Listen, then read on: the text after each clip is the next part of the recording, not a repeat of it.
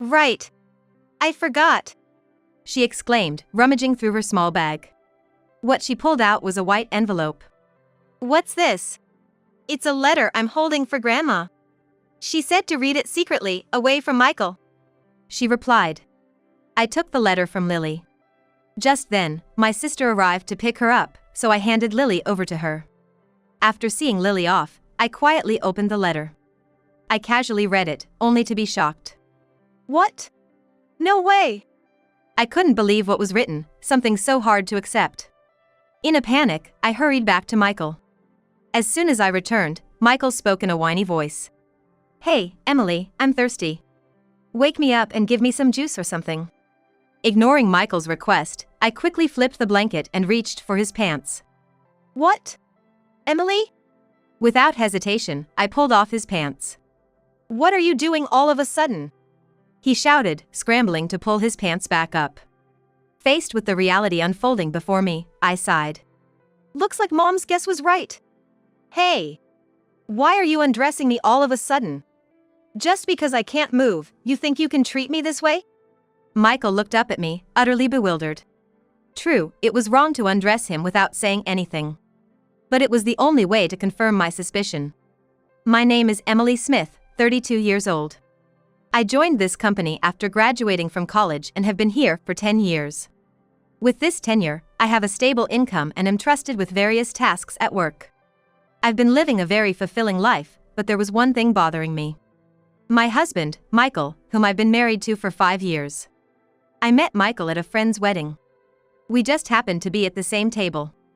Wow, weddings are wonderful, aren't they? Truly, they both look so happy. We only talked a few times, but I was impressed by how genuinely happy Michael seemed for the bride and groom. Later, through a friend, Michael approached me, and our relationship quickly progressed. I want to marry you. He proposed directly, and we got married. The surprising part came later. What, you're divorced? And you have kids? Yeah, and, my ex-wife is demanding child support. Despite being divorced, his ability to celebrate others' weddings was impressive in a way. Child support, right? You should just pay it. It's part of being a father. But, see, I don't have any money left this month. What? I had a feeling Michael's income wasn't great. But I never thought I'd end up paying child support for a child I didn't know with my salary. I rushed into marriage. I don't regret marrying him. But, honestly, it was a rushed decision. What's more problematic is that Michael himself is careless with money and doesn't see this as an issue. I quit my job. Michael would report this to me several times, always with a carefree attitude. You quit. What are we going to do now? Don't worry. You're working, right? It'll all work out. He's the definition of relying on others. I wish he wouldn't depend on other people's money. Was this marriage just for money? I couldn't help but think that sometimes. But apart from the money issue, Michael wasn't a bad husband. He was a bit unconventional, but that was exciting and fun. I feel like something sweet. Wanna go to the convenience store with me? Now? Yeah. Suddenly, on a weekday night, we would head to the convenience store just for sweets. Yeah. I'm not sleeping until I clear this game tonight. Okay. Sometimes, he would keep me up all night playing games on weekends. It was honestly tough at my age, but I didn't dislike his enthusiasm. That's why I couldn't leave Michael, despite his lack of money and job stability. He might be irresponsible with money, but at least he wasn't cheating. That's what I thought as we kept dragging on. But then, just the other day, I saw it. A young woman I didn't recognize was sitting in the passenger seat of Michael's car. I, who prided myself on him not cheating, felt like I had been hit in the back of the head. I was completely off guard, and now there was suspicion of Michael cheating. In such a situation, I wondered if I should confront him or investigate secretly.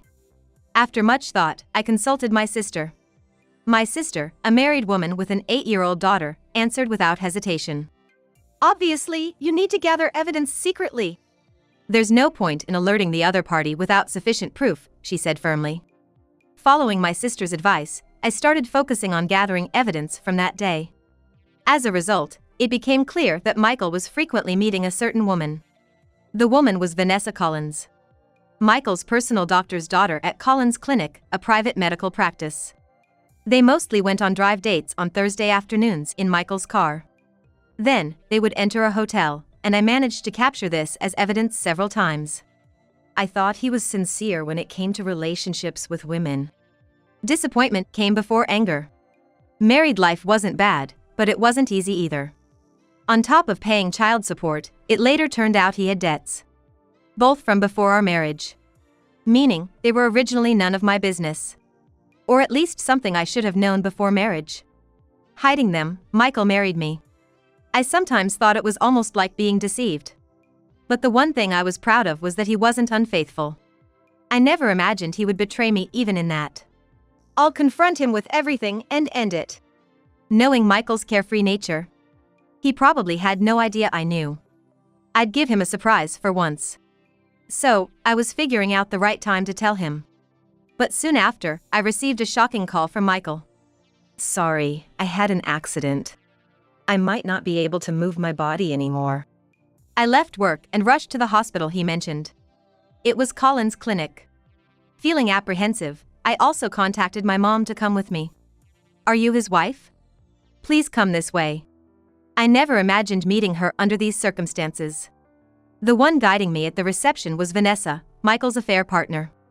I had seen her face from behind or in profile several times over the past few months, but it felt strange to see her face to face like this.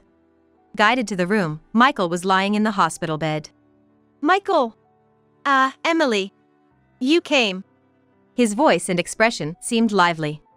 My mother seemed to think the same, and we exchanged relieved glances. I was shocked when I got the call, but thankfully, his injuries were lighter than I thought. I was relieved. But then, the doctor's next words left me speechless. Mr. Smith is likely to be paralyzed on one side of his body. Paralyzed on one side? Yes, in Mr. Smith's case, it means the right half of his body can't move. Is there no chance of recovery? The doctor closed his eyes in thought and then firmly said, it's difficult. Next thing I knew, I was crying uncontrollably, supported by my mother. Once I calmed down a bit, Michael timidly started to speak. This hospital, due to its facilities, can't admit me for a long stay, so I have to go home. What? But what about thorough examinations? Your right side is still not moving. There could be other causes, right? Yeah.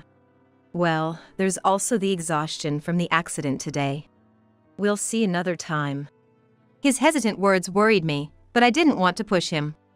Reluctantly, I, with my mother's help, brought Michael back to our apartment. After laying Michael in bed, I went out to the entrance to see my mother off. Sorry for the sudden trouble today. Thank you. It's all right. But now, there's no chance to talk about the affair. Indeed. What will you do now? If Michael really is paralyzed, I can't just abandon him because he cheated. I need to think about it. Remember, you are the most important to me. She meant not to sacrifice myself for Michael's sake. Thanks. My mother seemed to have more to say, but left with a complicated look on her face. The next day, my life as Michael's caregiver began. Though he was paralyzed on one side, the other side was still functional, so the need for care was less than I expected. Soon, taking care of Michael's mental health, being unable to go outside, became the bigger challenge. Anyway, I'm just so bored. Surprisingly, Michael complained less about his inability to move and more about feeling idle. He kept summoning me for trivial things. Wanting juice, needing an itch scratched on his back. These small tasks wouldn't be a problem, but his constant demands were wearing me down. That's when my niece Lily, whom I'm very close to, suddenly decided to visit. Lily and Michael hardly knew each other. At first, I wondered why she insisted on visiting. When I asked my sister, she replied casually. That's because everyone's worried about you, obviously. Even 8-year-old Lily is concerned about you. That's so sweet of Lily. I wish I could come along too, but I'm swamped with work and can barely manage the drop-off and pick-up. Mom seems busy too. Well, at least with Lily there, Michael won't be able to act selfishly in front of a child. My sister was right. With Lily there, whether it was male pride or just embarrassment, Michael called me less frequently. Thanks to that, Lily and I could chat about school life and the latest trends among elementary schoolers, all sorts of girl talk. But why do fun times always fly by so quickly? As the evening approached, it was time for Lily to leave. My sister called to pick her up, and though I was reluctant, it was time to say goodbye. All right, Lily, your mom will be here soon. Let's wait outside. Okay. As we headed to the door, Lily suddenly remembered something. Oh, I almost forgot. She rummaged through her small bag and pulled out a white envelope. What's this? I was asked to keep this letter from Grandma. She said to read it away from Michael. From Mom? Thanks. I took the letter from Lily. As my sister arrived to pick her up, I handed Lily over to her. After seeing Lily off, I quietly opened the letter. It wasn't mailed but given to Lily to pass to me, quite meticulous. I wondered what it could be. Glancing through it, I was stunned. What? No way! The contents were unbelievable. But my mother wouldn't lie about something like this. If this is true, I need to confirm it. I hurried back to Michael. As soon as I returned, Michael spoke in a whiny voice. Is Lily gone? Yes, she just left with her mom. Ah. Hey Emily, I'm thirsty. Could you get me up and get me some juice or something?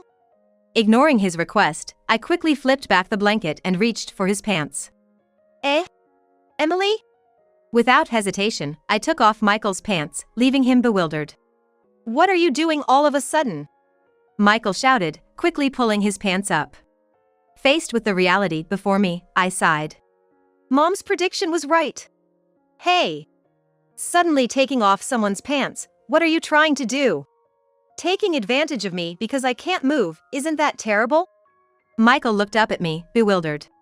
Indeed, it was wrong to undress him without saying anything. But I had to confirm something. Hey! Are you listening? As I remained silent, looking down, Michael raised his voice again. Seriously. This makes me so anxious about the future. Maybe it's better if we break up? I interrupted him with what he was about to say, and Michael looked at me, surprised. Oh, you seem quite happy? Your mouth is all relaxed. Michael covered his mouth, looking panicked. No, I'm not happy. But maybe you're right. With my condition, I'd just be a burden. Maybe it's better if we split up. Michael sighed deeply, looking despondent. I don't mind, you know. I'll take care of you. Didn't we vow at our wedding? In sickness and in health. No, but... Besides, it's not all sad. At least we can still talk like before. And now, I don't have to worry about your affairs anymore. I smirked mischievously. Me, having an affair? He was obviously dodging eye contact, yet denying it. Don't worry. Even if you were unfaithful before, you can't move on your own now. You can't cheat anymore.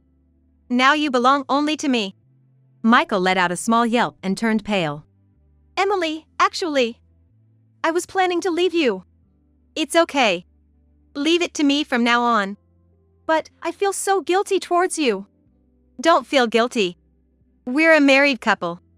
I just smiled back, but for some reason, Michael looked like a deer caught in headlights, trembling. But why don't you rest for now? I'll go prepare dinner. Michael couldn't say anything more. I left the room as it was. This should have cornered Michael. He's bound to take some action now. Until now, I truly believed Michael was paralyzed.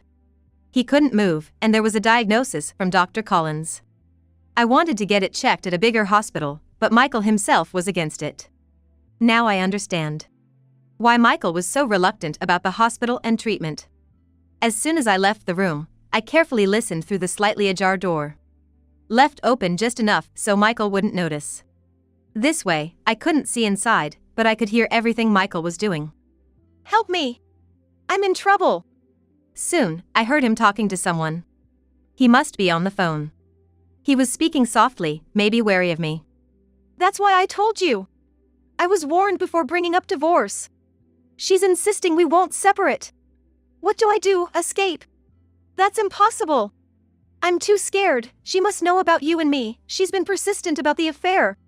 She must have found out. I heard it all. It was clear. Michael was on the phone with his mistress, Vanessa. Please! Say it's a call from the hospital. Get me admitted somewhere else, anywhere. If not, I don't know what Emily will do to me. As Michael pleaded with the person on the other line, I knocked on the door. Michael? Are you on the phone? Can I come in? Oh, yes. Just a second, I'll hang up. I waited a moment before entering. Michael looked even paler than before, lying on the bed. You look worse than earlier. Are you okay? Yeah. I'm fine. No, maybe I'm not feeling well. Can you take me to the hospital? Oh dear. That's serious. I'll call the hospital right away. Thank you. He looked genuinely relieved. He thought he was escaping from me, but he was mistaken. In fact, the real game was just beginning. At the hospital, I was going to expose everything about Michael and Vanessa. Upon our arrival, Vanessa greeted us immediately. Mr. Smith. Are you all right? Vanessa. Thanks. I'm not feeling well. After what happened, it's understandable. Vanessa looked at Michael with a meaningful smile and a gentle gaze. Can I rest here for a bit? I think I might need to be admitted. Making decisions like a doctor, even though he's not.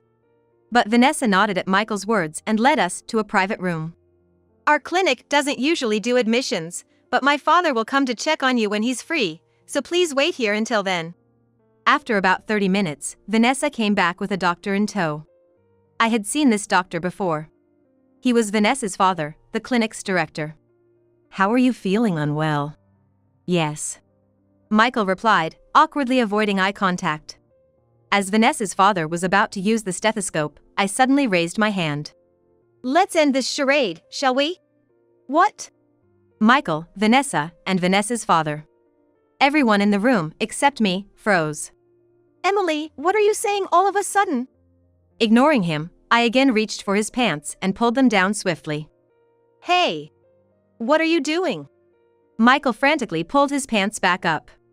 You were worried I became paralyzed and useless as a man, right? I see. You were only after my body. I'm disappointed in you. Michael dramatically feigned sadness. Seemingly oblivious to the expressions of Vanessa and her father, he continued his act. I'm not as lively as you two. What do you mean? Still haven't realized it, have you? Realized what? Vanessa hurriedly whispered something in his ear. And Michael's expression changed to one of shock and confusion. No, I mean, why pretend to be paralyzed? You moved so quickly just now. The act's up, why not drop it? Yes, the letter from my mother was just a few lines long. I've looked into it, and there's a high chance that Michael's paralysis is just an act, maybe a lie to leave you. How about trying to pull down his pants to see his reaction? Following her advice led to this moment. Panicked, Michael, who was supposed to be paralyzed, effortlessly used his right hand to pull up his pants himself. It was all an act from the start, wasn't it? No, it's just that. Explain everything. Sweating profusely, Michael complied. On the day of the accident, it was Vanessa who was riding in Michael's car. They were in the midst of their affair. The injuries were minor for both of us, but the car was badly damaged. I thought, if I pretended to be seriously injured, it would cover up the affair from you. I could only sigh at the ridiculousness of it all. And yet, such a foolish lie. Did you really think you could keep it up forever? No, well... Or did you really want to cover up the affair that badly? It's not like that. Before Michael could answer, Vanessa interrupted. Michael was just trying to leave you without hurting you. After all, if you found out he had an accident while driving with his affair partner, wouldn't that be humiliating? So, he even told a kind lie about being paralyzed, to part ways smoothly. Kind? Where's the kindness in a married man fooling around with someone much younger than himself? Stop saying that. We truly love each other. Vanessa said assertively, but Michael, behind her, looked like a deer caught in the headlights, now that his grand lie was exposed. Is that so? Then you should have been upfront about it, not resorting to such schemes. Right, Mr. Collins? Vanessa's father twitched nervously. His forehead glistening even more than Michael's. Well. The moment I realized the paralysis was a lie, I had a lot I wanted to say to you. Me? Why's that? Vanessa's father looked at me, his face tense. Perhaps he couldn't abandon his daughter. But as a doctor, he crossed a line he shouldn't have. You were swayed by your daughter's tears, weren't you?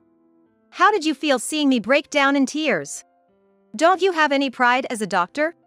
Wasn't it hollow to go as far as forging a medical report? Vanessa's father seemed to gulp. He began to speak, carefully choosing his words. It wasn't forgery, it was a diagnostic error. How could a perfectly mobile man be misdiagnosed with paralysis? It seemed like they wanted to claim it was an oversight rather than a deliberate act of malpractice. Well, for me, either way is fine. Fortunately, I have family in both the medical and legal fields, so I'll consult with them. Wait, you don't need to. Vanessa's father's face paled. Understandably so. For a private practice, reputation and word of mouth are everything. The knowledge that he had dirtied his hands as a doctor for such a petty reason as his daughter's affair would surely ruin the clinic's reputation. Please, have mercy. There's no mercy here. I'll discuss the details later through my lawyer. Since Michael seems to be in good health, you can return to your work. He was clearly not in the state to work, but other patients were waiting. I could hear a nurse calling out. Despite his reluctance, Vanessa's father was eventually forced to leave the room. Left in the room were Michael, Vanessa, and me. The room fell silent as I pondered the events. On the day of the accident, Michael was having an affair with Vanessa. They chose her father's clinic because it was close to the accident site. It must have been Vanessa's idea to use this situation to make Michael hers. Whether Michael had considered divorcing me is unclear, but it's unlikely he'd have gone to such lengths just to cover up an affair. Vanessa likely persuaded him. The prospect of being with a doctor's daughter must have been appealing to Michael, always wanting to quit his job. Furthermore, claiming to be paralyzed would have served as an excuse for Michael to quit his job. He probably thought that by using this as a reason to break up with me before his affair was discovered, everything would neatly fall into place. However, this plan was doomed from the start. I had known about their affair even before Michael's accident. I had lost the opportunity to confront them in the confusion following the accident, but now, with their lies exposed, I had all the leverage. So, I began, turning my gaze slowly towards them. Michael sat on the bed, and Vanessa stood beside him. Regarding our future, I've decided I want a divorce. What? Surprised by my statement, both Michael and Vanessa exchanged glances, blinking in disbelief. Agree to a divorce. Is that okay? It's not a matter of okay or not. I've known about your affair for a long time and have been preparing for this separation since then. Michael looked conflicted, while Vanessa's eyes sparkled with excitement. So, Michael and I can be together now. We won't have to sneak around anymore. They had been quite brazen with their affair, but it seems they had been somewhat discreet. Yes. Once we're divorced, what you two do is none of my business. You're free to do as you please. However, there are conditions for the divorce. Conditions? Vanessa furrowed her brow, puzzled. Yes. Don't worry, it's nothing major. First, I'll be seeking alimony from both Michael and Vanessa. Additionally, there'll be no division of assets. I'll take all the savings. That's all. Isn't that a bit unfair to me? Have you forgotten that I've been the one paying most of our living expenses for the past 5 years? The savings hardly cover the financial burden I've shouldered. Michael had always struggled to hold down a job due to his tendency to slack off. His income was unstable and significantly lower than his peers. Moreover, he was a big spender, so he hadn't even finished paying off his pre-marriage debts. Sure, Emily helped me out, but I worked hard too. Michael seemed dissatisfied with the idea of handing over all the savings. He mumbled and stumbled over his words, clearly uncomfortable with the arrangement. As I was considering discussing this later to avoid prolonging the conversation, Vanessa unexpectedly came to my rescue. Michael, we've come this far, haven't we? Don't worry about the money. My father is here, and if you leave it to me, everything will be fine. I want us to be able to love each other openly and proudly as soon as possible. Vanessa. Love is all we need. It was astonishing how they could show such a demeanor in front of me, still technically Michael's wife. And what did Vanessa see in Michael, anyway? Although many questions lingered, Vanessa's intervention helped conclude the matter. All right, I'll leave the divorce papers and alimony details to my lawyer. I'll send your belongings to Vanessa's place. I don't expect we'll need to see each other again. Okay, then. Goodbye. Take care. Michael and Vanessa seemed to already consider themselves a couple, sitting closely together. I remembered something important and spoke up. Right. Don't forget to make the child support payments, okay? And try to at least pay off the interest on your debts. Vanessa abruptly looked up at Michael. Child support? Debt? What's all this about? Oh, didn't you know? This man has a child with his ex-wife. And don't get it wrong, I didn't steal him from her. He was already divorced when we met. Vanessa, slightly irritated, asked, Debt? What debt? It was there before our marriage. So, I don't know what it's for. How much is it? About $60,000, I think. I smiled as I informed her, and Vanessa's face turned ashen, visibly trembling. It was understandable. The thought of paying alimony to me, on top of child support and existing debts, must have been overwhelming, enough to make anyone feel dizzy. Well, but we can work together to pay it off, right? Vanessa clenched her fist and turned to face Michael. Michael vaguely nodded. Lucky you, Michael. To be with such a positive person like Vanessa. This should motivate you for job hunting. Job hunting? Vanessa's eyes were vacant. Yes. Michael hastily resigned from his job because of this whole situation. He's now unemployed. Without any qualifications, a full-time job might be hard, but love is all you need, right? Good luck. Vanessa muttered under her breath, but there's a limit. Shocked, Vanessa and Michael looked lost. As I waved goodbye and left the hospital. After that, the divorce was finalized without issue. Regarding the alimony that I was slightly worried about, Vanessa's father ended up paying the entire amount for both of them. He probably did this out of fear that I might disclose everything that happened. Considering the potential damage to his reputation, it was a small price to pay. Now, nothing was stopping Michael and Vanessa. However, they didn't remarry right away. Michael was eager to marry right away, saying as soon as possible, but Vanessa seemed hesitant, often responding with well, maybe. Moreover, their relationship seemed to be fraught with arguments, mainly because Michael remained unemployed and Vanessa was reluctant to officially register their marriage. Even if she once thought Michael was her soulmate, hesitance is understandable considering his lack of responsibility and initiative. In my case, by the time I realized, I had grown too attached. If not for that, I would have left him much sooner. Thankfully, I'm now enjoying peaceful days. At first, I thought I might feel lonely. Michael, despite his issues, was good at pampering and entertaining. But in his absence, I realized how much easier life was. No sudden demands for sweets or all-night gaming sessions. While some might find such a life fun, it was taxing for me in my 30s. Now, I can take care of myself and have more relaxed days. No more living on the edge for excitement. From now on, I want to live a life that's true to myself, without stretching myself too thin.